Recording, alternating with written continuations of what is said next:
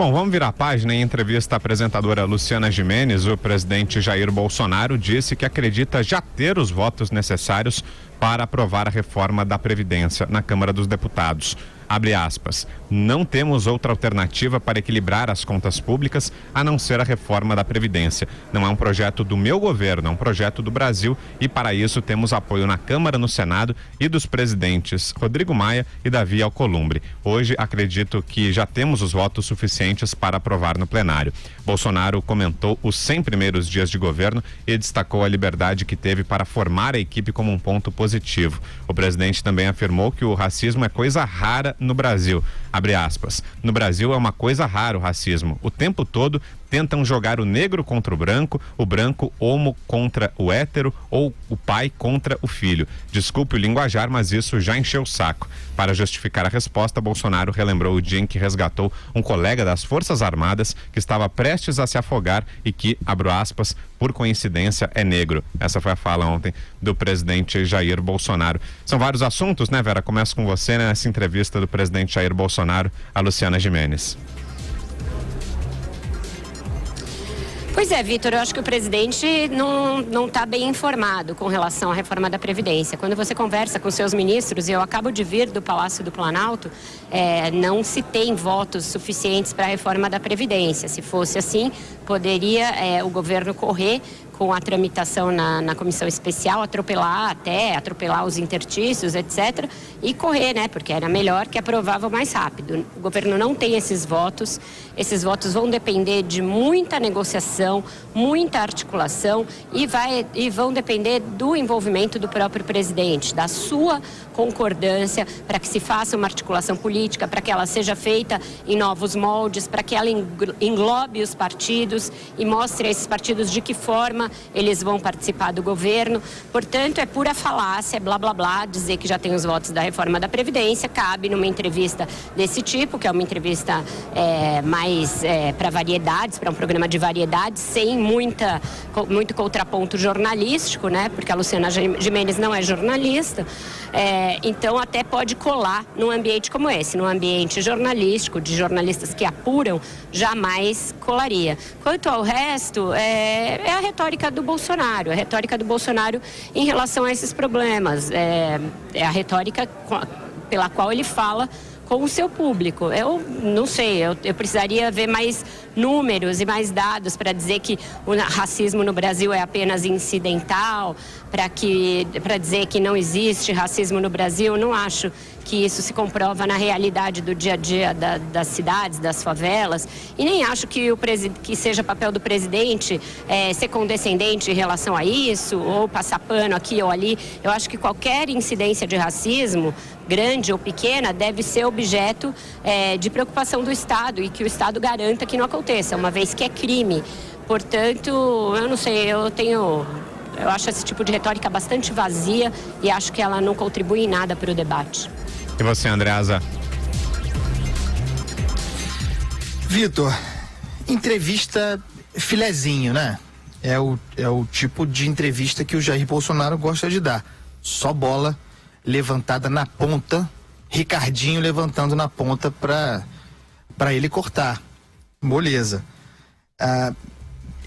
E outra coisa não é do que uma manifestação de gratidão do presidente da República a Luciana Gimenez, que, e não é uma brincadeira isso, não é uma piada, foi fundamental na forja do personagem, da persona eleitoral de Jair Bolsonaro ao longo dos anos. Muitas vezes ele foi ao programa dela e pôde se testar, né? Testar a linguagem popular também que comporia a sua figura pública, né? A virada que ele deu a partir, sobretudo, de 2014, quando ele se torna o deputado federal mais votado do Rio de Janeiro, quase 500 mil votos. Tem alguns pontos aí que eu queria destacar nessa entrevista molezinha. Primeiro, a questão da Previdência. Não tem voto para votar, e não tem algo ainda mais grave, não tem nem meios de aferição. O governo não tem hoje planilha, não sabe o que tem. Não sabe nem quantos votos tem no PSL hoje. Essa é a verdade. Outro ponto que eu quero destacar é relativo uma referência que ele fez ao filho, o deputado federal Eduardo Bolsonaro, como declaradamente uma espécie de chanceler. O presidente fala isso, faz a ressalva depois dizendo que Eduardo Bolsonaro seria um chanceler que sabe que há outro chanceler. Ele seria um chanceler que não é o chanceler porque existe o chanceler. Claramente, publicamente, o presidente chancela o papel por meio do qual o Eduardo Bolsonaro desdobra um projeto de poder. O Eduardo Bolsonaro é o símbolo do futuro do bolsonarismo, e a plataforma claramente é as relações exteriores, as viagens pelo mundo. O Ernesto Araújo está nesse ministério, porque atua para isso também. Não há um conflito ali. O Ernesto Araújo também está a serviço desse projeto. Falou sobre a não ida a Nova York, e muito interessante a leitura do presidente, porque fala que o problema não é se defrontar com manifestantes, cartazes, pessoas hostilizando a sua presença.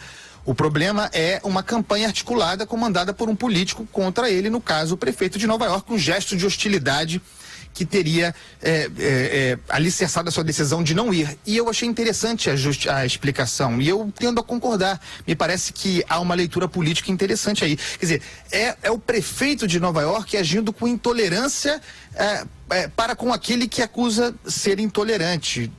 Então, achei interessante a explicação clara, com a qual concordo. O que mais? Sobre cortes em universidades. Ele falou expressamente, corroborando o projeto que o Weintraub toca no Ministério da Educação. Cortar, talvez, falou meio assim, debochando daquele jeito dele, talvez aquelas universidades que formam militantes tenham algum cortezinho a mais. Consistente com o discurso do ministro da Educação. E último ponto, essa questão do racismo. O presidente Jair Bolsonaro, é algo típico dele, tem dificuldade de olhar o panorama, né? De olhar a grande fotografia, o cenário. Ele sempre leva para o aspecto particular para fazer qualquer análise. Então, turismo é a pesca dele em Angra dos Reis, e racismo, não racismo, deriva das relações pessoais que ele tem. Então, como ele tem amigos negros e sogro negro, e como ele salvou e ganhou uma medalha porque salvou um colega militar que se afogava, negro, por isso ele não é racista e por isso não há racismo no Brasil. Só que esse tipo de coisa, racismo, homofobia, nunca existe relativamente àqueles que nós amamos. Não é aí que está o problema. É na fotografia maior da sociedade que o presidente da República, com todas as vênias, não enxerga. Alexandre. Vamos lá. Foi uma entrevista, claro que foi um bate-papo muito tranquilo pro presidente, né? Ele vai muito ao programa dela, ele tem há muitos anos, né? É uma entrevista que começa com a Luciana Gimenez, ela abre falando assim: presidente, vamos falar de coisas boas. Eu acho que isso já deu o tom, né, do que viria pela frente. O interessante que eu acho que dá para destacar é, primeiro, essa questão da votação de quantos votos ele tem para a presidência, consultando aqui o Atlas Político da Reforma da Previdência, que me parece importante, né? Um trabalho muito sério que se faz do levantamento da opinião e do sentimento geral da Câmara dos Deputados. Aqui aparece que há 100 votos a favor, 112 o que é classificado como apoio parcial e 157 como indeciso. Então, o Atlas Político, que é uma referência importante, o Atlas Político da Previdência, que é uma referência importante, não parece ainda, não dá indícios nem de longe que a reforma está aprovada. Então, esse é um ponto importante. Em relação à questão do racismo, eu tenho sempre problemas quando o Estado resolve se meter em questões morais, éticas ou culturais de um país, né? Vamos separar dois conceitos que são bem diferentes: racismo e discriminação. Racismo é uma questão pessoal, o sentimento do racista de ter um preconceito dentro da cabeça dele em relação a alguém que ele vê como diferente de outra raça.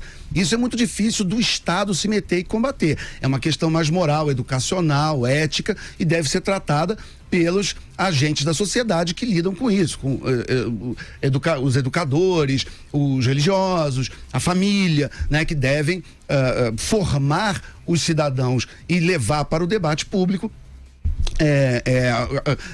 toda a ideia de que não deve haver, evidentemente, preconceito, somos todos iguais, etc e tal. Já a discriminação, que é uma ação efetiva, ativa, de impedir, por exemplo, alguém de ter acesso a um local, a um emprego, a um ato que sai de dentro da cabeça do racista e vai para o mundo real, ele comete um ato onde há um prejuízo real e evidente a um terceiro, aí sim o Estado entra a polícia, já tem todo um arcabouço legal pronto para isso, então também não precisa de nada além do que já existe. Racismo já é crime, você tem todo o sistema judicial e policial, todo o sistema do Estado preparado para isso, então ele pode ser combatido. Agora, especificamente, se existe racismo na cabeça das pessoas, o país miscigenado do jeito que é também uma discussão complicada, quem que é negro, quem que não é, quem que é pardo, isso, a cada discussão, essa régua muda,